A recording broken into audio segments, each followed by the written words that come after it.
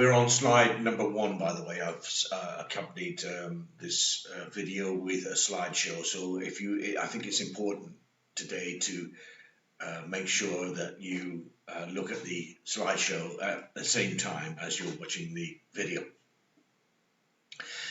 Now, Kant is an important figure in the development of what we now call continental political thought.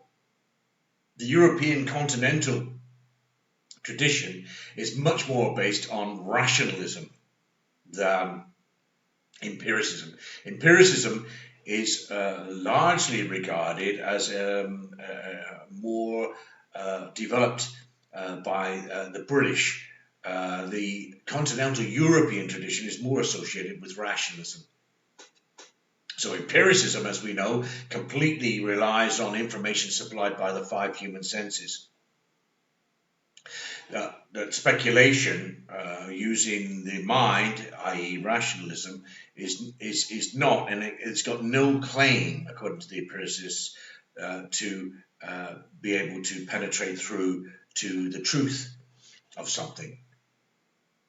So rationalism, by contrast, argues that truth cannot be revealed by empirical observation alone, if at all. So those are the two polar opposites, and Kant is attempting really to try to bring them together. The way we process information in the mind is the key to how we go about understanding our world. Kant is therefore a rationalist, but he's not a pure rationalist like Plato. The title of one of Kant's most important works is A Critique of Pure Reason.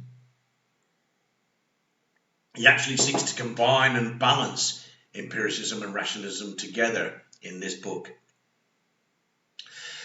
So what's prompted Kant to do this? Well, first off, he says that he read David Hume's work, and this awoke him from his slumbers. In other words, previously he claimed he'd been asleep until he was actually woken up and provoked into writing The Critique of Pure Reason by his coming across David Hume's work. But also, I think we can say that Kant was prompted by the events of his time more broadly. The revolutionary movements in France in the late 18th century, culminating in the revolution itself in 1789, created great opportunities for humanity in terms of the emancipation of human beings, making them freer. So this was seen by Kant as being a progressive movement. But there were also great dangers attached to it, things can. Now, we're now, at this period in time, historically in the thick of what we call the Enlightenment period.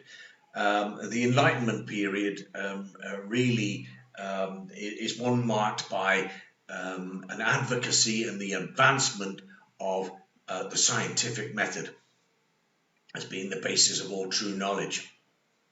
And the Enlightenment thinkers were among the greatest minds of their day. There was John Locke, a famous English empiricist, Francois Voltaire, Frenchman, Denis Diderot, who was a Frenchman, David Hume, British, and Adam Smith. Now, both Rousseau and Kant are often considered part of the Enlightenment group, but more sort of chronologically in the fact that they shared that time period with those other thinkers. But they should be distinguished from the Enlightenment thinkers in one way, because they are fiercely critical of it. In fact, Rousseau was not very popular with the Enlightenment thinkers, and he was always having arguments with them. Well, I think Rousseau and Kant are in a similar tradition here, in that they're not sort of celebrating the age as much as being cautious and skeptical about it. Now, these Enlightenment figures, they generally celebrated the scientific revolution, which was then well underway. And science was rapidly replacing religion as the basis of human knowledge. However, at the same time, science had undermined, in a way, the basis of human moral behavior, because if you're imposing science as the basis of all knowledge, then you're now suggesting that moral knowledge, for example, is either explained scientifically or not explained at all. And for Kant, the problem with this is that science has difficulties dealing with questions of right and wrong, what we call in philosophy ethics. Science has got a problem here, as Hume has already described to us. So Kant asks, where is our scientific knowledge taking us in terms of our moral development? Now, knowledge was increasingly based on, of course, scientific methods, but scientific understanding is not necessarily the same thing as moral understanding, not at all. Science attempts to produce objective knowledge that is value-free. So we don't actually put an interpretation on it that is right or wrong. We don't make a judgment on it that this is right or wrong. It simply is. And this is so science is giving us kind of is type knowledge. This is how things actually are. It's not a question of how things ought to be or how things whether we're actually passing a verdict on what we see and saying this is something we agree with morally or something that we reject morally. This is something that we like or something that we don't like. Science is producing objective knowledge in the sense that it is type knowledge. It's simply, this is the way the world simply is. And we're not therefore permitted to pass a moral verdict on it any more than saying, well, look, this is an object in the night sky, and then presenting this to us as a fact, a scientific fact, and then to pass some sort of moral judgment on it would be completely irrelevant to science. Well, do we like the fact that it's in the sky, or would we prefer it to be a different color? It doesn't really matter, because science has told us that it's there, and that is the fact, and the fact can't be disputed, and there is nothing we can do about the fact. Well, this is all rather problematic for Kant, at least. So, to boil this down, what's being said here is that the scientist attempts to keep his opinions and feelings out of his observation in order to produce pure or what we refer to as objective knowledge. The scientist has no direct interest, therefore, in moral questions of right or wrong, or as I say, what we refer to in philosophy as ethics.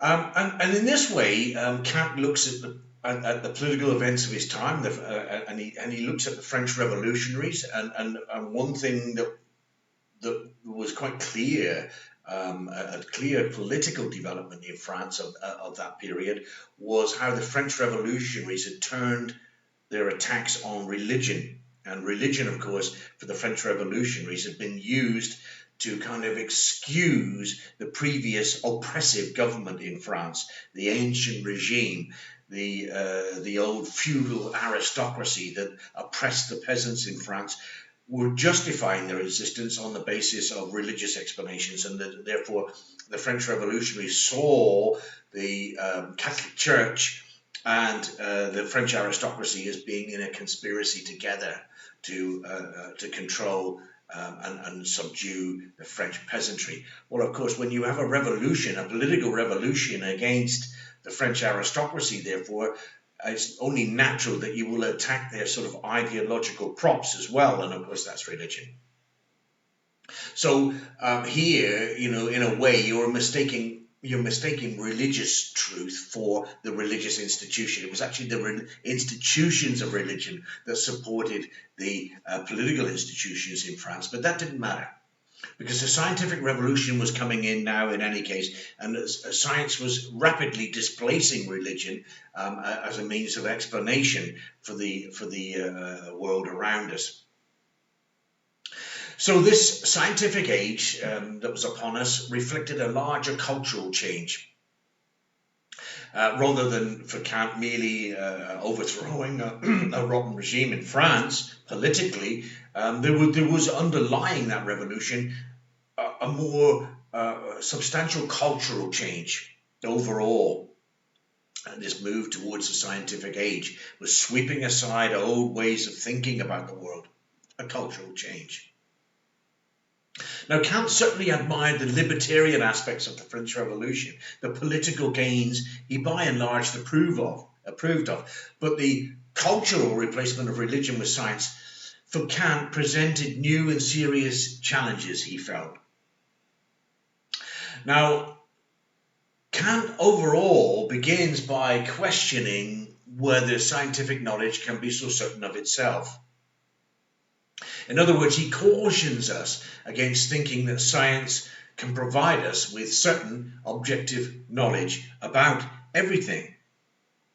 If we cannot do this, how should we be guided morally in our actions in the modern scientific world? Well, can we employ the mind to find a rational basis for moral action? Now that religious morality has been weakened, can we now use our mind in this new scientific age to find the basis of a rational moral action? Well, we saw David Hume reject this. For Hume, our feelings, our moral feelings, the things that we like, the things that we don't like, the things that we think are good, the things that we think are bad, are by and large instinctive and immediate and rather more emotionally grounded for David Hume. He didn't think it possible to rationalize morals. Well, Kant does, and we'll come to that later. So Kant was influenced by Hume, but he differs from Hume in this regard, and in other ways too, as we shall see. Now, the scientific basis of knowledge, with this cultural revolution, of course, now science becomes the way of looking at the world, and of course, it's applied in different ways. Now, science seems to conjure up answers for everything, including society and politics, of course. And Kant is doubtful about its usefulness in politics. He stated that actually the nature of politics was moralistic. And he says, and I quote, "True politics cannot take a single step without first paying homage to morals," unquote. Now, he says this in The Conflict of the Faculties. And what he's getting at here is that politics actually is moralistic activity, that the people who are prompted into action, action like the French Revolution, are inspired morally more than scientifically, actually. So what is the basis of this morality? So we've got a new scientific age. It's brought about cultural changes and in the way that we look at the world. And if we apply science to politics, well, Kant spots an immediate problem, because politics actually is more about moral behavior than sort of is-type factual behavior. The people involved in political events like the French Revolution are morally charged. They are doing something because they believe it to be morally right. And the thing that they're fighting against, of course, is morally wrong. And so from this, it's quite obvious to Kant that politics is moral behavior. We'll come to this later on. So Kant is trying to demonstrate, really, one, why we should be much less confident in scientific methods. And we'll see how he goes about introducing doubt and skepticism into the scientific method. And two, he seeks to discover a basis for morality in human action. Now, of course, that human action is not being guided by religious convictions nearly as strongly as it was in previous generations. By the end of the 18th century in France, actually, religion's in retreat, and the only sort of the only intellectual, the only available intellectual process available to French society would be the scientific method. But what Kant is saying here is, of course, that science is inadequate in providing moral guidance. Now, if you turn to PowerPoint number 2, now, just to repeat, you probably are well aware of the term epistemological. Kant's inquiry is indeed epistemological. It's about how we go about justifying our claim that something is true. The empirical method certainly allows us to gather good information about the world and come to produce some solid knowledge. Kant does not deny this, and it would be wrong, as some critics suggest, to think that Kant was anti-science. He wasn't at all. But he argues in his book, A Critique of Pure Reason, that the rational mind is very much active also in ordering and assembling the received information that we get from the empirical senses. So without the mind to process the empirical information, the empirical data itself, Kant thinks, is actually useless. So Kant agreed with much of David Hume's attack on the pure rationalism of thinkers like Plato. And rationalism is based on the idea that truth can be discovered only by the mind, just to remind ourselves, independent of sensory experience. Kant rejects that. Pure rationalism he rejects. And yet, on the other hand, empiricists like David Hume tended to dismiss the importance of the mind itself in acquiring knowledge. And this, for Kant, was a serious error in Hume's epistemological approach.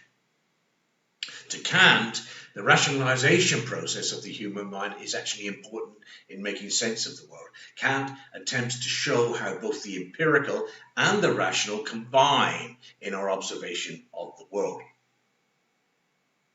This was a new idea, and he referred to it as his Copernican moment, after the astronomer Copernicus, who argued that the world was not the center of the universe, as was previously held by religious doctrines. The Earth was not the center of the universe. In fact, the Earth is something of a minor object in the night sky, and it certainly revolves around the sun. Copernicus, though, he saw this as objective knowledge. That is to say, the observers are the subjects. So the scientist, Copernicus himself, was a subject who simply observes the object. And so he grasps the object as being true. And so the subject is able, in this sense, to assume that he has united himself with the object. In other words, he's discovered a truth. So here, with this idea, our knowledge is received passively. So the object is allowed to impose itself on the scientist. So the scientist is not imposing anything on the object. So it's all one-way traffic. The object imposes itself on the subject, the object being the thing we're looking at, the subject being the thing that's doing the looking, us. So we don't contribute anything to the observation other than to simply passively receive and observe what's out there. Now, Kant's Copernican breakthrough in understanding was to introduce the idea of active subjectivity rather than passive subjectivity. Subject, us, again, yes, but we're not passively receiving the information from the object, we're actually active in the process of accumulating the information. So we are not passive in gaining an understanding of the world. The human subject itself contributes to knowledge. And this was an important breakthrough, and Kant called this his Copernican moment. But how does this work? Well, Kant says that we're not born with innate ideas, as Plato suggests, and so that, throughout our lives, we are sort of experimenting with our own minds in order to discover pre-received information, innate ideas. Any innate idea would be something that we're claimed to be born with. Well, no, Kant says we are born with minds, certainly, and that these minds possess a structural framework. But there's no information in the framework of birth. But the framework, of course, gets filled with subsequent information from experience. But experience doesn't simply flood our mind. It becomes assembled by our mental framework. And so we've all got a framework, an intellectual framework in our minds that receives the information from the objective world and begins to assemble it through the mechanism of this internal framework that Kant says that we are born with. And Kant calls this framework our a priori. Now, we mentioned last week when we discussed Rousseau that Rousseau employed an a priori, which was a preconceived conclusion about the world, and then he made his observation and he attempted to fit the observations into the preconceived explanation. Well, that's typical of what Kant is talking about in the a priori. Rousseau had rationalized the existence of a means to structure the information that he was receiving from the objective world. So he wasn't passive, he was actively constructing the information himself as the subjective observer. If you turn to PowerPoint 3, please. So whilst there's an outside world, Kant argues it can't be approached without our abilities to think about it. This is what the a priori does for us. In turn, our capacity to think about the outside world imposes a construction on it. And in this way, the world is both perceived and interpreted, sorted out, sifted through, and assembled within our own minds. So the external world stimulates our senses, but we have to organize or rationalize our sense data in order to make any sense of it. The objects that we see, for example, enter our consciousness. We build a subjective or received impression of the object in our minds. But importantly, this impression is not the same thing as the object itself. The impression has involved us, and we cannot, as Kant argues, know things in themselves. This is important. We cannot know things in themselves when we're observing the world because we structure the information ourselves, and so we bring something of ourselves to it. Therefore, we can't actually unite the object and the subject as one.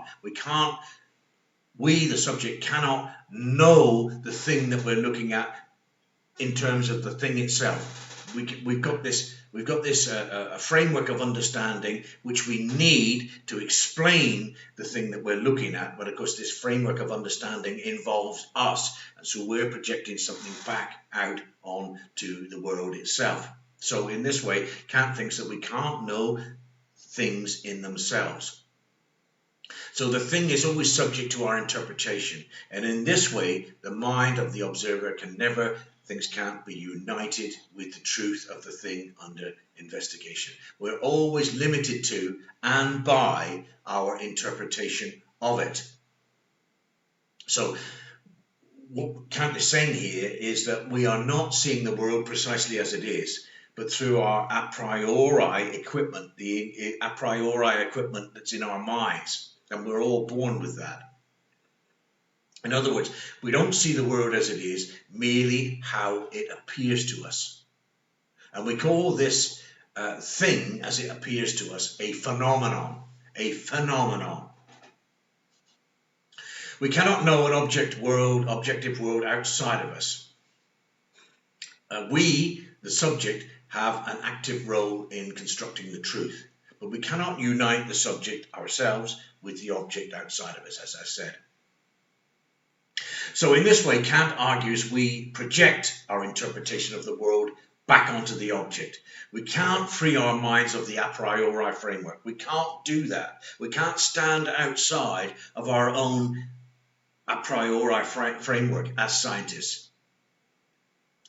And we can't do this because without the a priori, we couldn't make sense of anything. I mean, and what Kant is saying here, of course, is that if we look at something like we look at a star in the sky, the eye would just go on looking at it forever.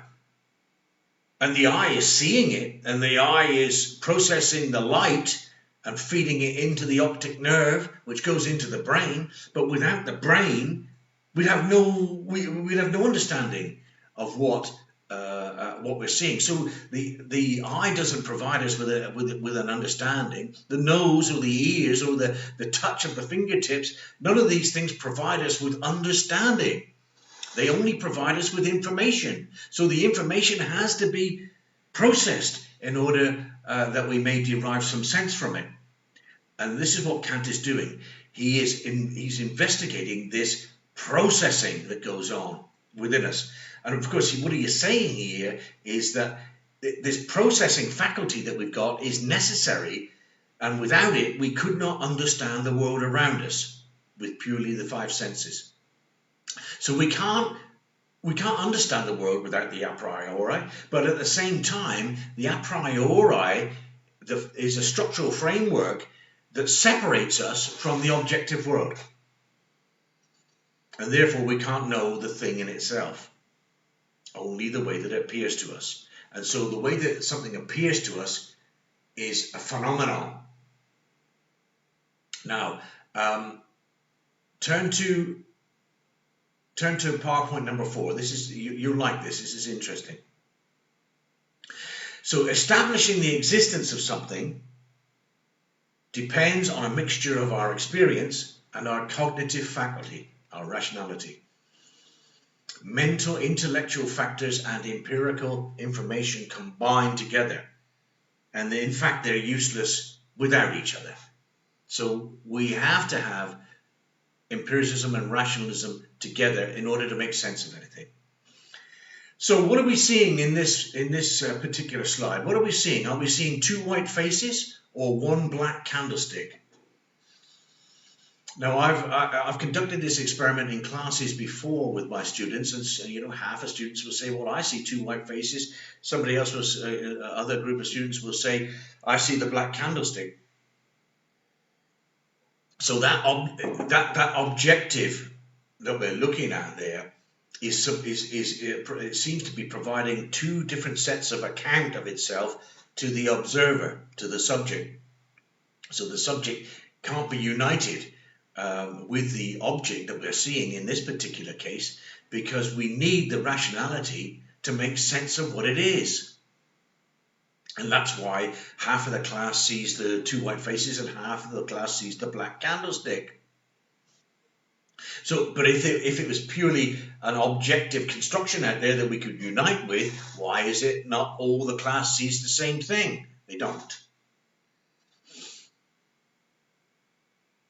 So I've often joked with students on this that in some, if you see the world in this way or you see the world in that way, if you're looking at this, the two faces or the candlestick, this is one way, I suppose, of determining whether you're a conservative or a socialist, for example.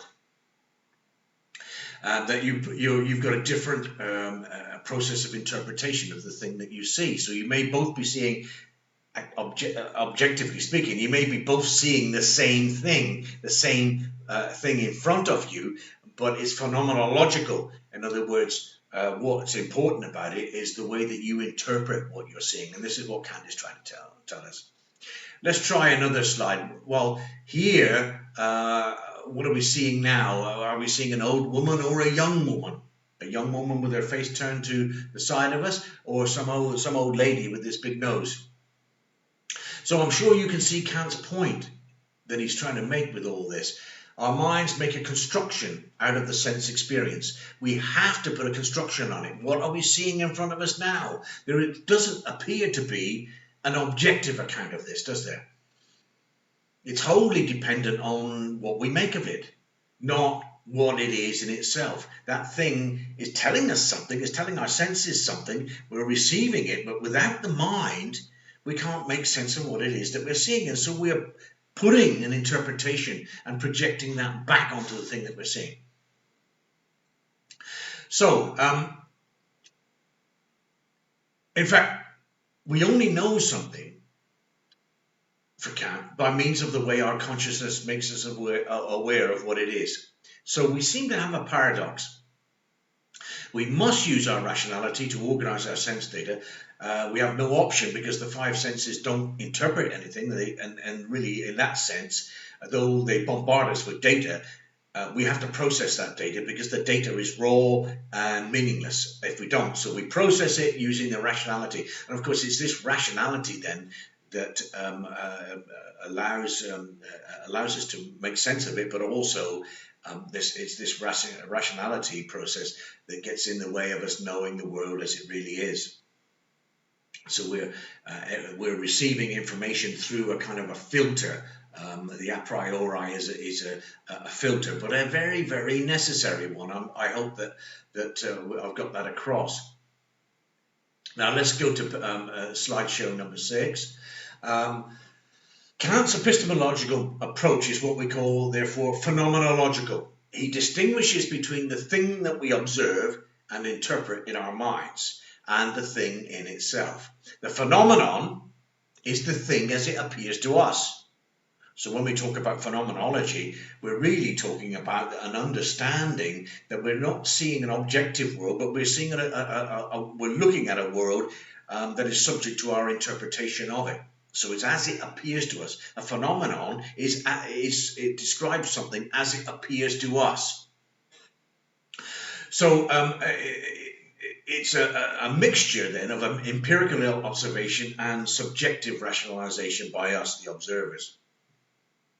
So the thing in itself that's out there, Kant calls this the noumenon. He calls this the noumenon. The noumenon and the phenomenon cannot ever be united. So the noumenon is the thing that's out there that we're become aware of through sensory experience. But we can never know the noumenon, and we can only know the phenomenon after we have tried to interpret and make sense of what that thing actually is. So we can't ever, in this sense, unite the objective and the subjective. We can't unite the observer with the observed. We cannot, therefore, unite the subject and the object together. There's always going to be a separation. And with this, of course, Kant is making us much more skeptical about scientific truth, because there is this subjective process that the scientists may not even be aware that they possess. That they say, well, yes, I know precisely what I'm seeing. The object is talking to me directly as a subject, and the subject may now has a full and total understanding of the thing that I'm seeing. Kant seems to be suggesting that this is not possible at all. So between the object and the subject is the reasoning mind of the observer. This is Kant's point. And this reasoning is necessary to organize the data we receive, but it also limits our ability to know the thing in itself. And this is, I think, the key to understanding Kant's book, A Critique of Pure Reason. It's the understanding that we can only experience and know phenomena. Phenomena are those things as they appear to us. We cannot go beyond the world of phenomena as scientists. We can only know something as it appears to us and as we conceptualize it. And of course, for Kant, this has got to fall some way short of our claim to actually know reality. Reality, in a way, is we're prevented from having a full appreciation of what reality is by the a priori that we need to in order to make any sense of anything. And so this is the basis really of his critique of science, and it's I think a very significant and serious critique of science, and a very important one. He's really asking us to be much less sure of ourselves with the scientific method. Now, slideshow 7, please. Now, his idea is that the way we perceive the world around us depends to a large extent on our internal faculties. We receive sense data, but process it. And we look at the world through a sort of optical lens. If the lens is colored red, or if the lens is colored blue, that's the a priori, then everything that we see will be colored either blue or red. So in this way, we all employ an a priori to our observations of the world. And what Kant is trying to do, of course, is bring our attention to this, because it could be an unawareness and a non-awareness of the a priori could lead you to scientific error. quite significant scientific error, in fact, because you wouldn't be aware of the fact that your mind is placing an interpretation on the observed, and you would be thinking that this is objective knowledge, when in actual fact it is objective knowledge filtered through the subjective reasoning process. So we've all got this a priori. Every human being's got one. Otherwise, we simply couldn't live.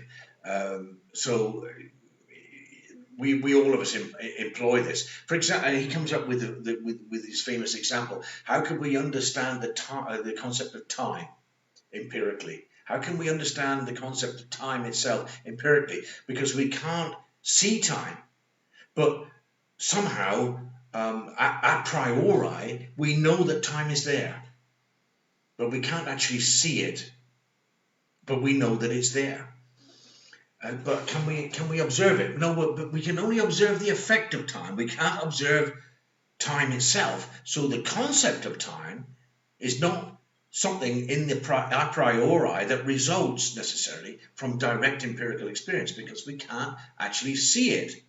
We can see it, but we can see its effect. But because it's in this sense, I mean, invisible to us, we can reason the existence of time in order to explain our empirical information. So our sense of time is rationalized, and it fits into our a priori framework through which we make sense of the world around us. So the concept of time and space represents what we in our minds bring to the observations that we make. We apply such concepts before we see, and then of course what we see is then subject to the processing within the a priori. So Kant believed that the concepts of time and space belong to us rather than being part of the objective world that we see. So we project the concepts of time and space onto the world. They belong to us. If we see someone, and here's a good example, if we see someone, for example, we might observe their face. And if we see them again 10 years from now, their face will no doubt have changed. We can see that. Now that person will have aged 10 years, of course, and their face will likely be different. But there's no way of empirically knowing the reality of age in itself. In fact, aging is part of the a priori equipment that we've got that helps us to understand the change that we're seeing. Without that, we wouldn't be able to comprehend what we're seeing. We are seeing, in other words, one face and another face 10 years apart. Without the concept of time, we couldn't possibly make sense of what we're seeing as the same person. We would have to conclude that we're seeing two different people without the concept of time. But once we've applied the concept of time a priori, we can say, yes, I know this person. Obviously, you've aged. You look different. You've aged. But because we have got the concept of age and time and change that this brings about, we're able then to look at that person immediately and interpret the data that we're receiving. And we all do this every day in all life circumstances. So this has become, this a priori for Kant has become the basis of the deductive method in science, the deductive method. To be the observer as the subject, to be observing the object and to allow the object to speak to you as the subject and to passively receive this information, that's what we call inductive science. What Kant is talking about, contrary to that, is deductive science, the deductive method. When we use deductive observation, we observe something through an a priori, a preconceived conclusion, as it were. The opposite of the a posteriori method, which is based on the premise that we can only discover the truth of something after the observation. So the observation leads us to the conclusion. Well, the a priori really is a framework of preconceived conclusions through which we sift the information that we're receiving. And this, thinks Kant, is the way that everybody's mind works, not just the mind of deductive scientists. So an a priori asserts a truth prior to the observation, and these are used in science, and particularly the social sciences, all the time. So we've got conceptual frameworks through which we observe the world. Marxism, for example, is an a priori, as is feminism, as is realism, as is constructivism, and so on and so on. These are a prioris, and we're conscious of them. At least the deductivist scientist should be conscious of the a priori in order to have some self-awareness. But what Kant is saying, of course, is even with inductive science, the inductivist science seems to be unaware of the fact that they possess an a priori, and that there is no such thing really as gaining information purely by the senses. As soon as the rationalization process steps in to try to help to sort out what all the empirical information means, of course, then it's the a priori at work, and we've all got it, and we can't lose ourselves from it. Now, what Kant says about this a priori, once we become conscious of it, and we're now going to insert an a priori consciously into our observations, what he says about the a priori here is that it has to be both logically necessary, that is to say, it's got to be true, of course, and it's got to be universal. It's got to be applicable in all cases. Now, a simple example is that mathematics is an a priori.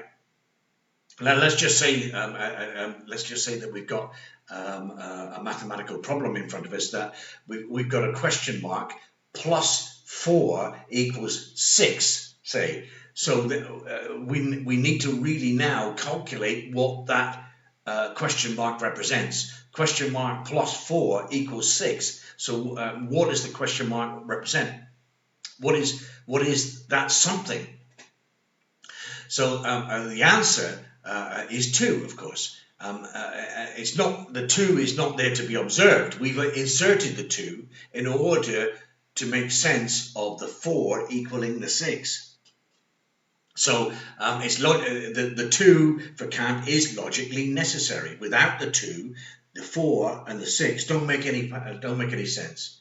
It's simply 4 and 6. Well, we're observing the 4 and 6.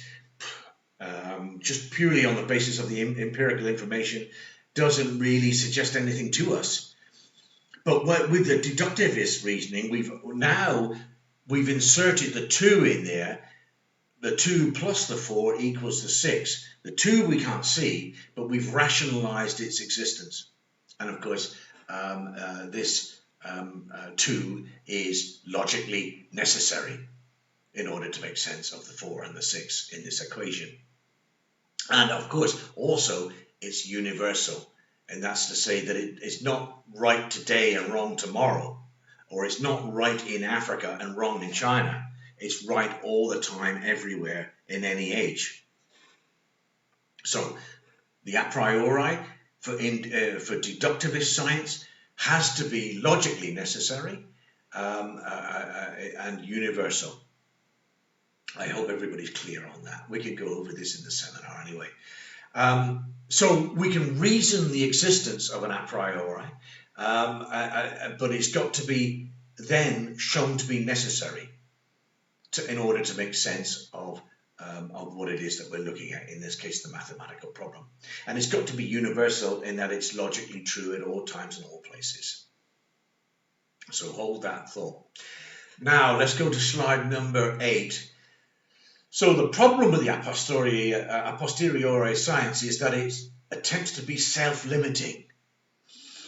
And this is self-limiting. It's not necessary, but it also it disposes of something which is very important in the process of observation. If something is missing from the observation, the a posteriori method disallows rationalizing the missing part. That's just not the way that scientific method works. We can't just use the imagination to throw in things and just in order to make the scientific experiment up.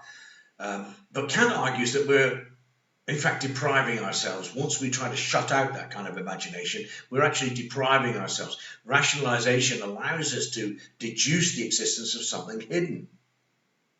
And if that thing is hidden from the a posteriori scientist, then the a posteriori scientist has no way of discovering its existence. We can reason the presence of a reality which is beyond experience only by introducing an a priori. And in this case, something like Marxism, we can't see empirically social class. Well, perhaps we can see it in the way that people dress, or perhaps in their attitudes and so forth, but is that really scientific? Is that really reliable? I'm not quite sure. But what he would say, what Kant would say, is that an a priori like Marxism would allow us to deduce the existence of class. And then when we look at society, we can see, hang on, actually, once we've inserted the filter of this sort of class consciousness into our observation, then what we're seeing in society, the difference between rich people and poor people, the difference between the types of work that people do and so forth, that's now explained through the concept, the a priori of class. So that's how these a prioris function for us. And it would be very difficult, impossible, thinks Kant, to truly have any kind of understanding of anything without the a priori. But with the deductivist science, of course, we must become aware self-consciously of what these a prioris are that we're inserting, and they've got to be logically necessary, and they've got to be universal. Now, slideshow number 9, please. Now, Kant's epistemological thinking, of course, is linked to his political theory. The a priori reasoning process allows us to introduce moral speculation.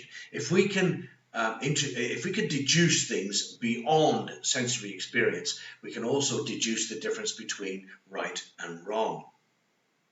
Now, David Hume thought that morality, the difference between right and wrong, derives, as I've said, from our feelings, the impressions that get left behind, which act on our feelings towards it. These are emotional responses.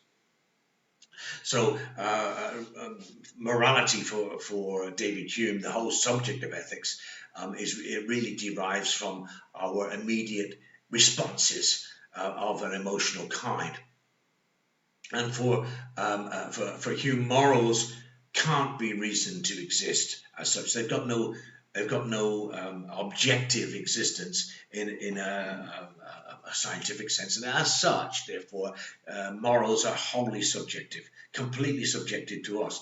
Whereas Kant is he's perturbed by this. He thinks that there is a way, using sort of deductivist logic, there is a way to insert morals. And these can be reasoned to exist by drawing conclusions based on a mixture of our experiences and our reasoning process. Now, these, of course, these moral questions are what we call metaphysical questions. They're about right and wrong. And Kant thinks that they're as natural to our minds as breathing is to the body. We can't dismiss them. In fact, our moral calculations preoccupy our minds. We've already heard him say that politics can't take a single step without considering paying homage, as he puts it, to morals. So we can't dismiss them, and nor should we try. Life continually confronts us with moral problems to think about. Of course, political life is all about this. For example, laws are made that make some things legal, permissible, and other things illegal and not permissible. We're banned from doing certain things and allowed to do others. This is what laws are all about. But how do we distinguish a good law from a bad law? We couldn't do this without some sort of moral calculation. How can we decide this? Well, this is where now Kant is turning his attention more to the political world and this possibility, perhaps, of ordering the political world with some a new way of thinking about morality that seemed to be in danger of being lost from politics altogether. Certainly, when one looked at the goings on of the French Revolution, where, of course, it led to terrible bloodshed and chaos and violence. And so it looked for a moment as though the French had lost all sense of any moral understanding. But now we're asking where these morals come from. Well, Hume's saying they're more or less immediate feelings that we get from the impression of the thing that we're observing, the thing that we're experiencing. So we're either we either find ourselves drawn to it or we reject it. Or Kant is saying, no, it's not about the feelings. Actually, when we stop to think about it, we can actually contrive a way of rationalizing our moral behavior, and he calls this this process the imperative. And the imperative satisfies the criteria for deductive science in the sense that he thinks it's necessary and universal. So Kant's imperative, we'll have a look at this in a minute. What he means by imperative is the insertion of a moral a priori into our thinking. And this moral a priori is not just fanciful, because as with the mathematical calculation that we looked at before, it has to be necessary, logically necessary, and it has to be universal.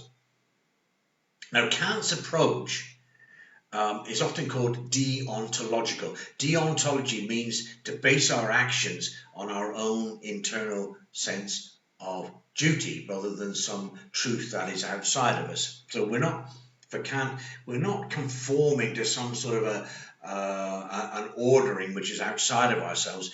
We've got a duty, thinks Kant, to come to moral conclusions on our own, because he's already told us, hasn't he, the importance of the a priori, the importance of the framework that we've got in our minds. Well, we need, for Kant, we need to perhaps now organize that framework self-consciously in order to accommodate the possibility of projecting now some sort of rational response in terms of our moral behavior. So we've got a duty to obey our faculty of reason here, and this should be seen as our guide to action, our faculty of reason. So what are these moral imperatives? Well, Kant's ideas on the imperatives are really caught up with his arguments on politics, and he sets these out in a book known as The Groundwork of the Metaphysics of Morals, and also in The Conflict of the Faculties. Now, his most important ethic of political action is what he calls the categorical imperative. The categorical imperative. And this is the imperative, which has got to be logically necessary and universal. That's what's imperative about it.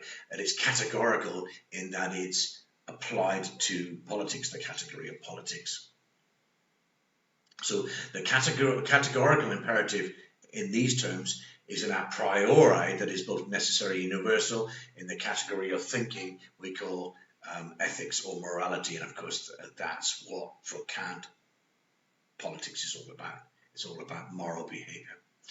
Now, what Kant's arguing here is that reason can be used to create necessary and universal principles of human behavior. The first principle of the categorical imperative is that we act only in accordance with rules and codes of behavior that can be made to be universal. As we've said, it's got to be universal, applicable in all places and at all times. So his first principle is that of the categorical imperative is that we can only act in accordance with rules and standards of behavior that can be universalized. And what he means by universalized here is that such principles cannot be applied to some people and not others. The truth is not relative.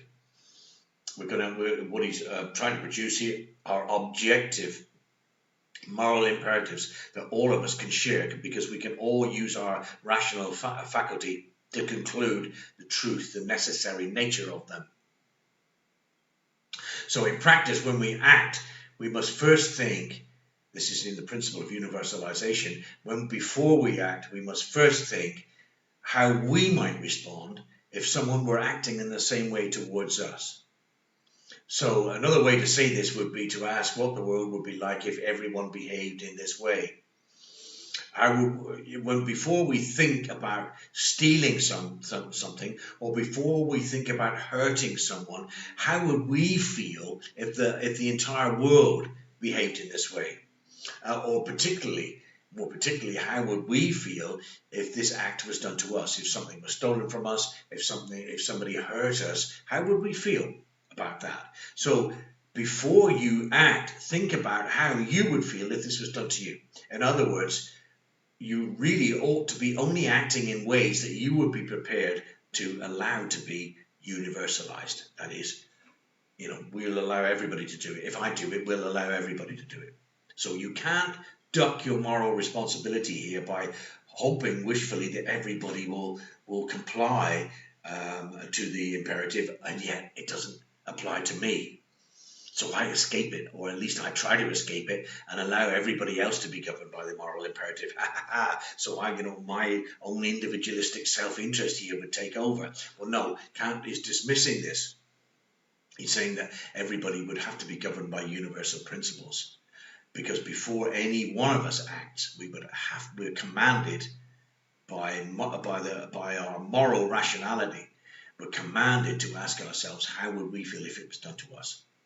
A beautiful example of this recently was in Britain over this coronavirus lockdown procedure that applies to everybody in Britain, and everybody's being told to stay at home, not to go out and risk infecting themselves and risk infecting other people and spreading the virus around. So everybody's under lockdown, everybody's encouraged to be home, and yet we now discovered that a leading political figure actually broke those rules. So in other words, this is typical of what Kant was trying to avoid with the categorical imperative, that if something there can be no excuses. Everybody is subject to the same moral reasoning as everyone else, and everybody therefore is commanded by their own reason to obey this, because under the process of universalization, under the principle of universalization, it applies to everybody or nobody. So the person that broke these rules now is in a lot of hot water over this, and there's something Kantian about the moral response to what he did. In other words, he tried to exempt himself from some sort of an imperative, and that's caused a lot of problem for him back home in the UK. So this is what we mean by universalization here in this case. The other important implication of this categorical imperative, there are two sides to it. That one has to be logically necessary, and the other aspect to it is it's got to be universalized, or capable of being universalized. And something that he points out here is that people must be treated not merely as a means to somebody else's end. People must be treated as ends in themselves.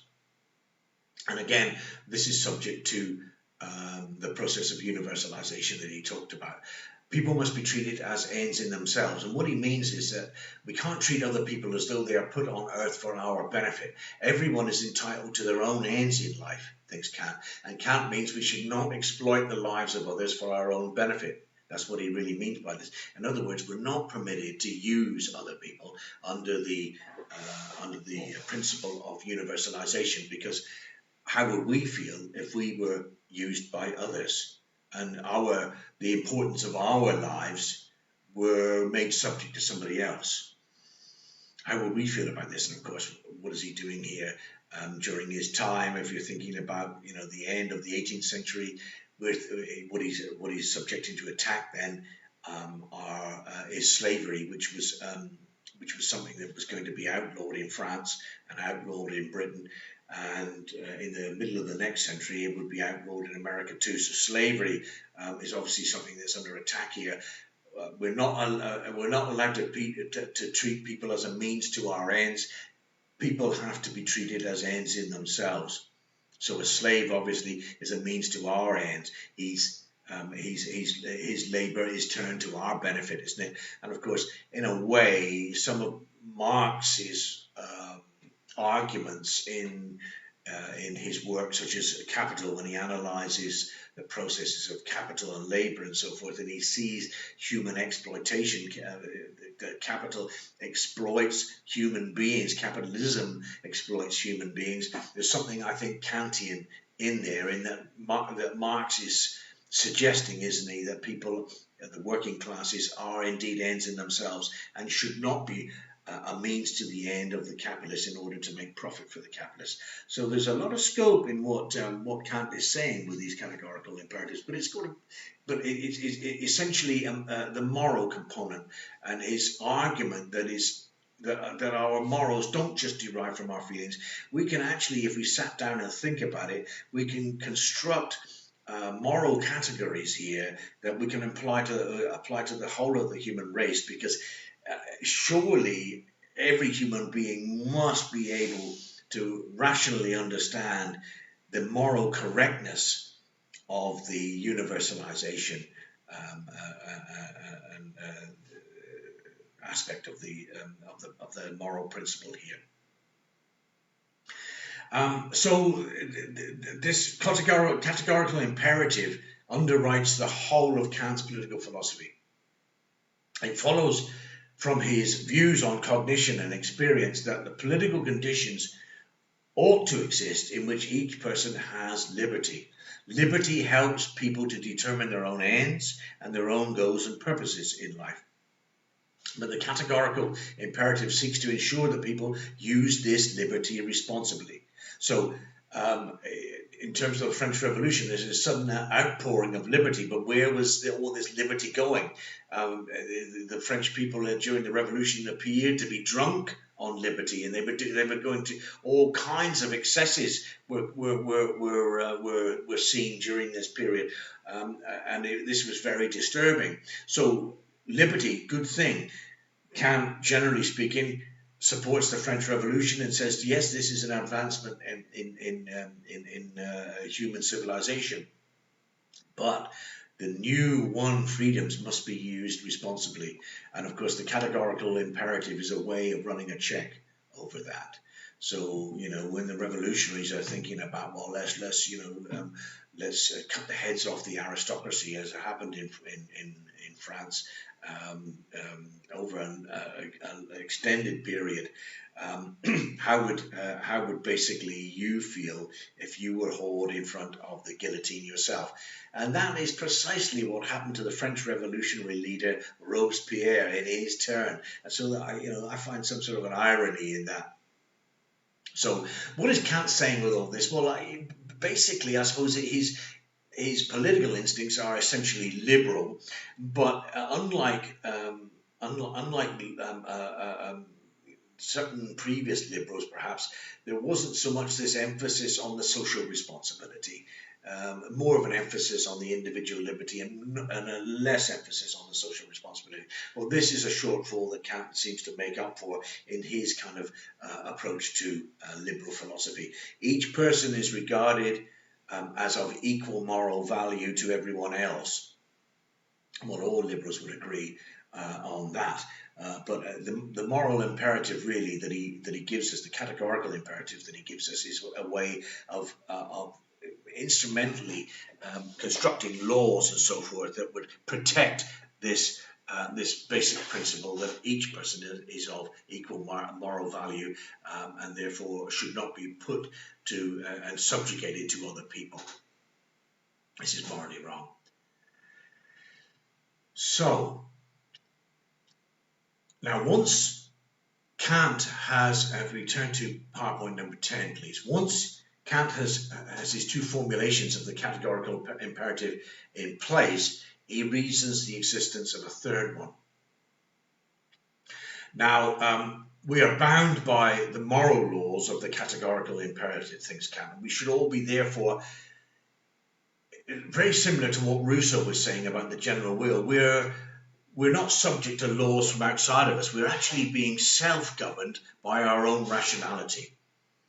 That's what Kant is saying here. We're bound by our own laws because we are acting on the laws of our own reason, and that's got to be superior to man-made or human laws.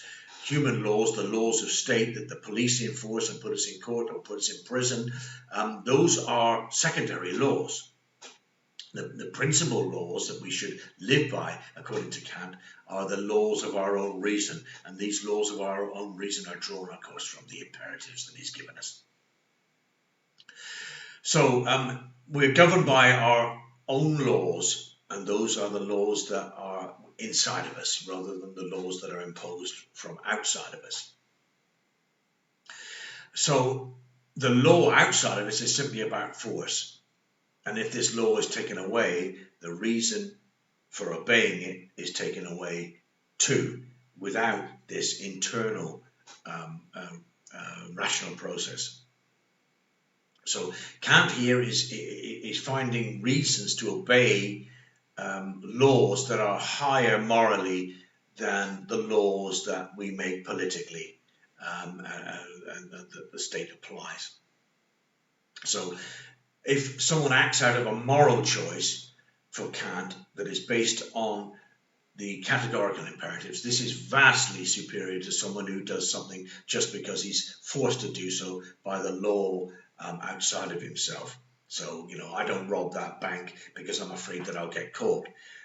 What Kant is trying to get us to do is to observe the law that's within us, which would say to us before we rob the bank, look, there's something wrong with this. There is something wrong with this behavior. What would the world be like if everybody went around robbing banks? Well, they would be stealing our money from banks. How would we feel about that?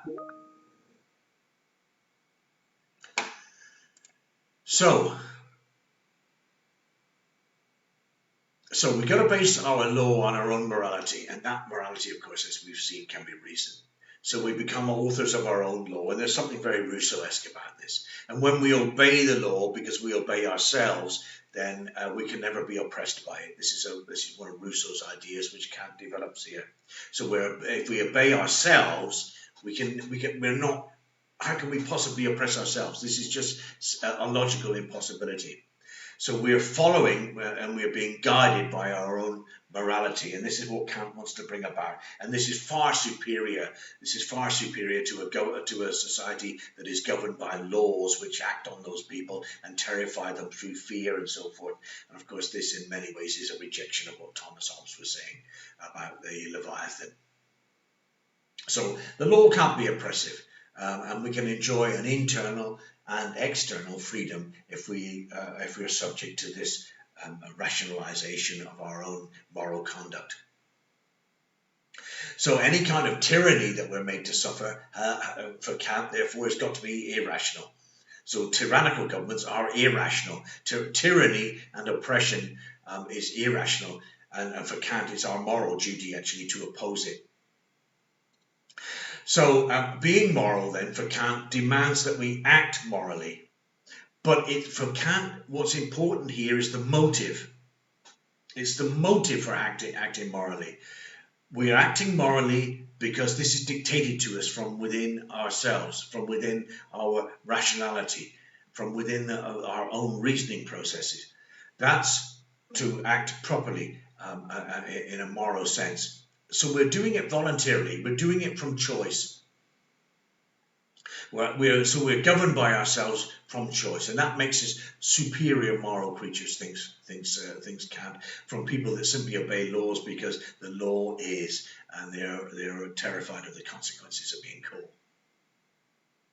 So for Kant, then, freedom and moral behavior are mutually dependent. We can't really have freedom. We can't really be trusted with freedom unless it's bounded by our own moral behavior.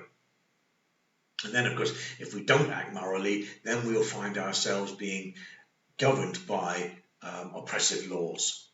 But where we are self-governed, by our own rationality in our moral behavior. We don't need all these oppressive laws. And so here's the pathway to build up our road to liberty. So Kant is therefore drawing a sharp distinction between moral motivation for behavior and legal motivation for behavior. Legality and morality should be geared to the same ends, he thinks, but they are distinct because they are based on two different human motives. One would be based on fear, one would be based on rationality. So laws do indeed force us to act, but Kant prefers that we obey laws because we are prompted by our own morality to do so, rather than fear of punishment. So people act in a political context either because of respect for moral principles or from legal obligations. But we should not, thinks Kant, confuse the two. Laws are merely brought in by the state in order to reinforce our moral principles. They shouldn't substitute our moral principles. So Kant admits that anyone can ignore these moral requirements. So we do ultimately need law, unfortunately. It's one of those liberal paradoxes again, that they don't like the state, but they see it as a necessary evil, because there will be people who will inevitably ignore their moral duties. But if they do that, then they are acting irrationally. So these people are irrational. But no rational person, he thinks, could ever ignore the force of the argument for the categorical imperative. And he's probably right about that. So Kant is, I said to you before, he's deontological. And an ontological thinker would be thinking about those realities which exist outside of us, the outcomes of what are important, the final product. But he's not so worried about outcomes of behavior as much as the motives for it, because he thinks that if the motives for human behavior are correct, then the outcomes will take care of themselves. So if human motives are good, outcomes will be good also. This contrasts, for example, with Adam Smith, who, contrary to deontological thought, is what we call a consequentialist. So for Adam Smith, it's the consequences of your behavior, the final outcome of your behavior, which is important. As long as something good comes out of it, then the reasons for it are not important. Market capitalism is driven, argues Adam Smith, by selfish individualism. But this selfish individualism actually produces something that's good for everyone. Well, Kant disagrees with this. The motive is everything for Kant. In that case, when judging an action, we should ask, what is the motive or the intention? If the motive was moral, then but the outcome was bad, we should judge the intention rather than the outcome. In other words, the person meant to do right, whether a right happened in the event or not. Whereas what Smith is saying is, well, it's the right outcome that we're looking for, regardless of the intentions. So for Smith, the ends are justified by the means, or the ends justify the means. Whereas for Kant, only the means can justify the ends. So the means are what is important. The means, how do we arrive at that outcome? For Kant, it's all about the means. The outcome, if the means are correct, the outcome takes care of itself. Whereas for Adam Smith, of course, the ends justify the means. So we've got a good society, a prosperous society of market traders who are living a fairly good in a fairly good society where people are reasonably happy and well off. That's the outcome. But he argues paradoxically for Kant, he argues paradoxically that we arrive at this good society by having selfish motives in the individuals. Well, Kant thinks that selfish individuals, you'll end up with a selfish society. You can't possibly have an outcome, an end that's contrary to the means. So, what does this suggest? Well, law is necessary, but law can never dispense with the necessity for good human conduct. And so therefore our conduct has got to be reasoned, our moral conduct. All conduct is moral conduct, and it's got to be reasoned. And that would largely make the world a good place to live in, thinks Kant, if we all did this. He understands, as he puts it, that we will never build heaven on earth. But that's no reason why we should not make an effort to work towards just that. Now, if we go towards slides 11, on the principle of universality, this is very important. The moral imperatives can be extended to include everyone, because we've all got a rational process, and perhaps what he's trying to discover with the universal is to propose that what makes it universal is the fact that it's valid for everyone in this political sense. So the moral imperatives can be adopted by everybody. Everybody who's got an ability to reason can adopt the moral imperatives. So if we adopt these moral imperatives, we're capable of bringing common standards of decency for all the peoples everywhere on the planet, particularly those who are oppressed by their own governments. And in this way, of course, Kant is opening up the possibility of resistance to dictatorial and authoritarian regimes everywhere. These regimes just depend on obedience. They demand obedience from their people with often no moral pretense whatsoever. You simply do it because I say that is what I want you to do. And so people are living under a sort of tyrannical fear of being punished for not doing what the oppressive government wants them to do. It's all about obedience and nothing else. Well, of course, what Kant is saying is that the obedience must flow from within inside ourselves. Oppressive regimes simply say you obey from outside, and therefore it's the state that is imposing this on you from outside of yourself. And Kant really, in this regard, is actually the philosophical force behind the United Nations Declaration of Human Rights today, the one that came into existence in, when was it, 1948? That Declaration of Human Rights has got Kantianism written all over it. It's an attempt to kind of universalize human rights for the whole of humanity all over the globe. Now, to trace this back, Kant thought that the outbreak of republicanism, the representative of the French Revolution in the 18th century, presented a great opportunity for the reintroduction of moral imperatives into the political world for everyone.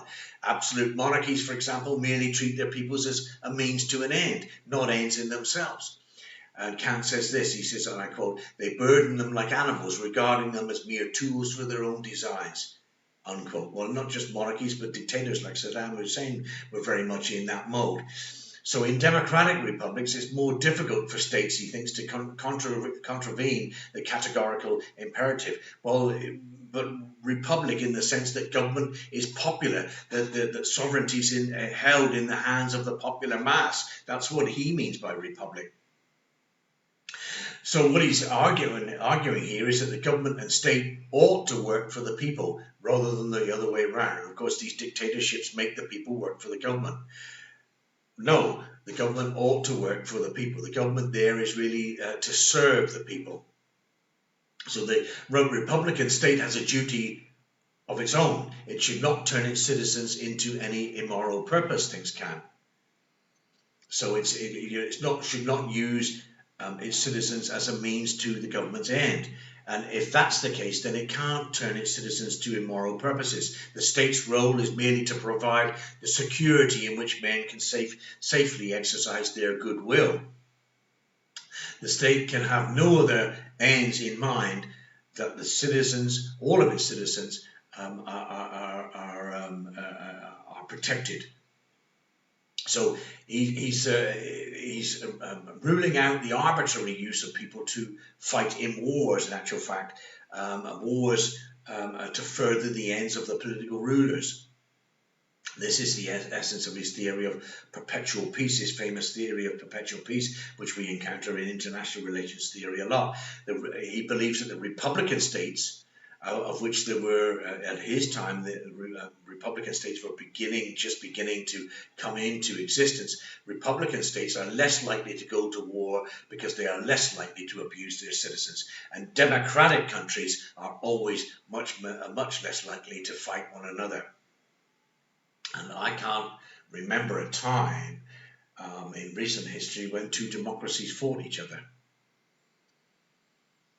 I wonder if you can. Perhaps you can bring that to the seminar. If you can think of two democracies, say in the last 200 years, that went to war with one another, perhaps therefore Kant's right about this. Of course, the idea of globalizing Kant's political philosophy flows directly from his idea of universalizing the categorical imperatives. What he's getting at is what we call moral cosmopolitanism. Of course, the Declaration of Human Rights draws on this cosmopolitanism, this spread, this internationalization of the categorical imperative. So it doesn't just apply to Germans or Frenchmen or Englishmen. It applies. He thinks these categorical imperatives can be universalized for the whole of humanity. So all peoples of the world should observe and therefore deserve equal moral treatment. So you, in a sense, you get back what you give. This is an important Kantian theme. Well, I think we shall have to call an end to it now. I've given you quite a detailed explanation of Kant's theory. Maybe there's a lot in there for you to digest, but we'll have a good discussion on this. Do the reading as well, and I'll see you on Thursday afternoon, and we'll have a further discussion on the implications of Immanuel Kant's thought. But I hope you've enjoyed what you've heard. It gives you plenty to think about. So I'll say goodbye for now. Bye-bye.